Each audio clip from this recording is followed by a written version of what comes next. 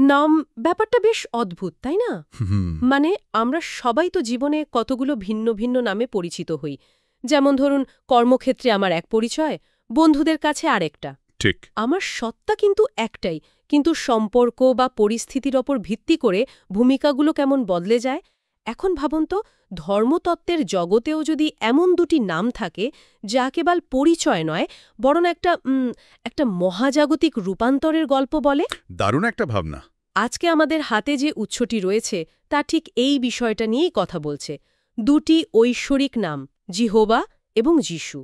লেখাটির মূল যুক্তি হল এগুলো শুধু দুটো আলাদা নাম নয়, না, একদমই না। বরং একই সত্তার নিজেকে প্রকাশ করার দুটি ভিন্ন পর্যায়। আর এই দুই নামের যাত্রাপথেই নাকি লুকিয়ে আছে পরিত্রাণের এক গভীর রহস্য। চলুন এই অসাধারণ ধারণাটার আরও গভীরে ঢোকা যাক। ঠিক। আর শুরুতেই একটা প্রশ্ন মাথায় আসে, তাই না? কি বলুন তো? যদি ঈশ্বর এক ও অপরিবর্তনীয় হন, তাহলে তার নামের এমন পরিবর্তনের প্রয়োজন কেন হল? উৎসটির মতে এই পরিবর্তন ঈশ্বরের চরিত্রে কোনো বদল আনেনি, আচ্ছা। বরং এটা ছিল সৃষ্টির অসম্পূর্ণ অবস্থার সঙ্গে খাপ খাইয়ে নেওয়ার একটা ঐশ্বরিক কৌশল। মানে ধরুন যেন এক বিশাল নাটকের দুটি ভিন্ন অঙ্ক। বাহ, দারুণ উপমা। তাহলে চলুন প্রথম অঙ্কটা দিয়েই শুরু করা যাক। ইয়াহোভা বা ইয়াহুয়ে। উৎসটি এই নামটিকে মোশির শোনা সেই বিখ্যাত উক্তির সঙ্গে যুক্ত করেছে, আমি যা আছি তাই আছি। কথাটা শুনলে বেশ শক্তিশালী মনে হয়, কিন্তু এর আসল মানেটা কি? এর মানেটা যতটা সহজ ততটাই কিন্তু গভীর। ইয়াহুয়ে নামের অর্থ হল যিনি আছেন, বা দ্য ওয়ান হু ইজ।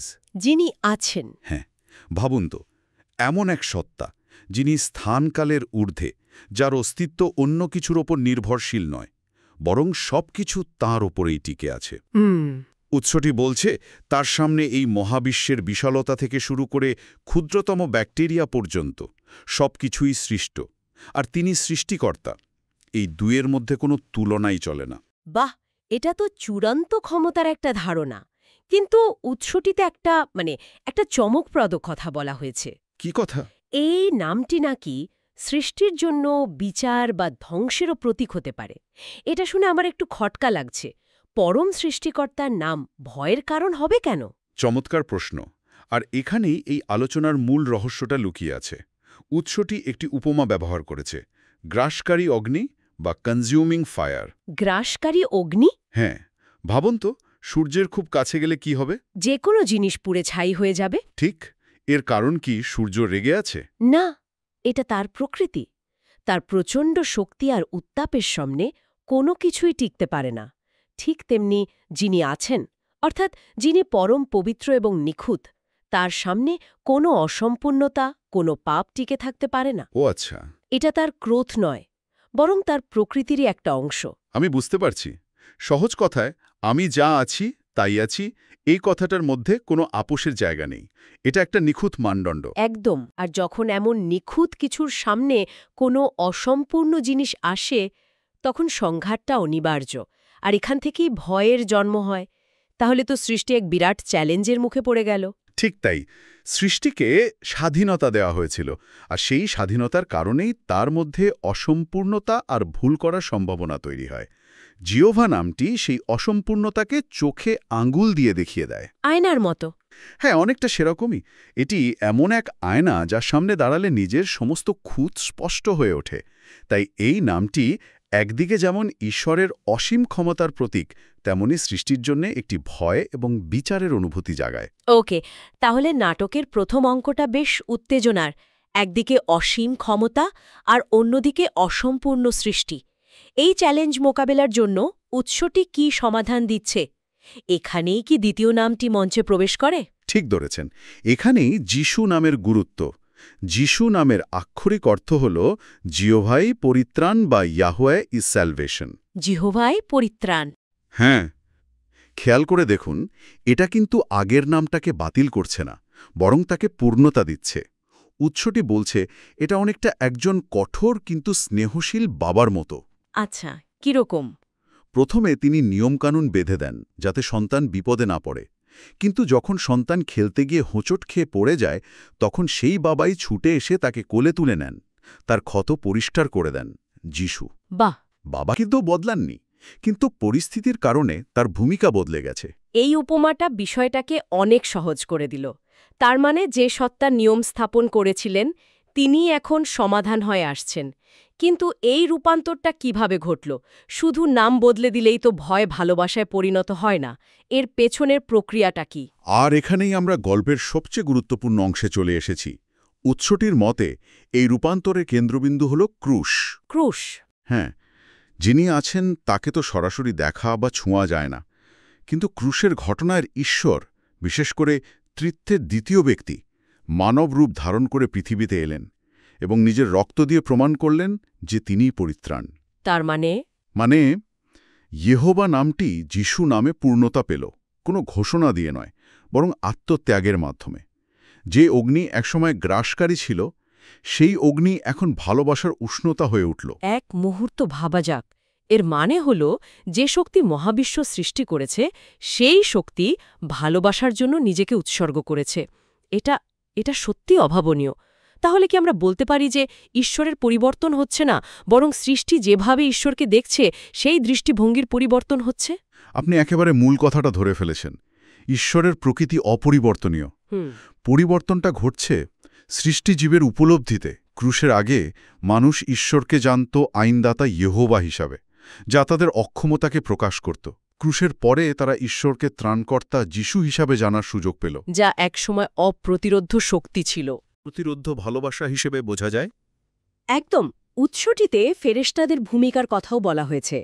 যিশুর আগমনের আগে তারা নাকি ঈশ্বরের দূত হিসেবে কাজ করতেন। এই বিষয়টা এখানে কিভাবে প্রাসঙ্গিক?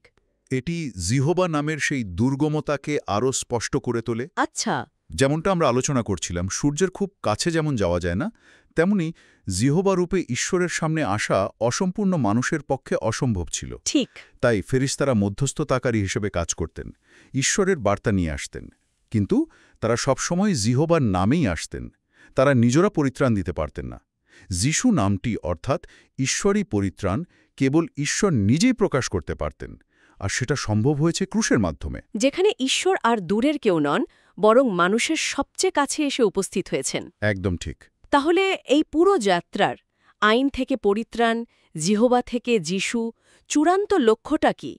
এটা কি শুধু বিচার থেকে রক্ষা পাওয়া, নাকি এর চেয়েও বড় কোনো উদ্দেশ্য আছে? উৎসটি একটি বৃহত্তর চিত্রের দিকে ইঙ্গিত করেছে। চূড়ান্ত লক্ষ্য হল সৃষ্টির পূর্ণতা। সৃষ্টির পূর্ণতা? হ্যাঁ, ঈশ্বর এমন কিছু সত্তা তৈরি করতে চেয়েছিলেন যাদের স্বাধীন ইচ্ছা থাকা সত্ত্বেও তারা আর পাপ করবে না, ভয়ের কারণে নয়, বরং ভালোবাসার কারণে। ভালোবাসার কারণে? হ্যাঁ, ক্রুশে প্রদর্শিত ভালোবাসা বোঝার মাধ্যমেই এই রূপান্তরটি ঘটে। চূড়ান্ত লক্ষ্য হল এমন এক সৃষ্টি তৈরি করা যা কোনো ভয় ছাড়াই ঈশ্বরের পবিত্র উপস্থিতিতে চিরকাল থাকতে পারবে। সূর্য আর গ্রাসকারী থাকবে না, বরং জীবনদায়ী আলো হয়ে উঠবে। তাহলে যদি সংক্ষেপে বলি, এই দুটি নাম আসলে কোনো দ্বন্দ্ব নয়, বরং এগুলো ঈশ্বরের চরিত্রের একটি ধারাবাহিক প্রকাশ। ঠিক। প্রথমে ক্ষমতার প্রকাশ, যেহোবা, যা অসম্পূর্ণতাকে বিচার করে, এবং তারপর সেই ক্ষমতাকেই ব্যবহার করে ভালোবাসার প্রকাশ, যিশু, যা সেই অসম্পূর্ণতাকে মুক্তি দেয়। হ্যাঁ, এবং মূল পরিবর্তনটা ঈশ্বরে নয়, বরং আমাদের ঈশ্বরকে দেখার চশমায়। বাহ, দারুণ বলেছেন।